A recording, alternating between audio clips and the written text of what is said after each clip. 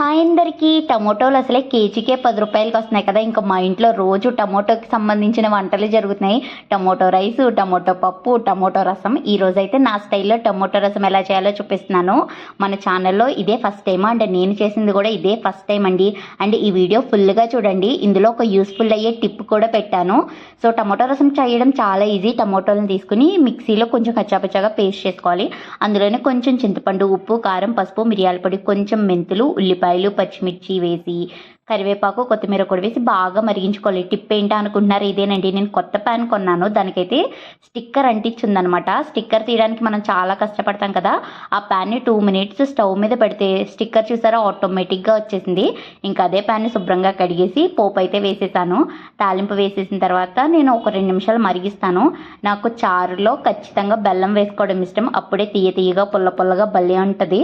So మన చారు అయితే రెడీ అయిపోయింది.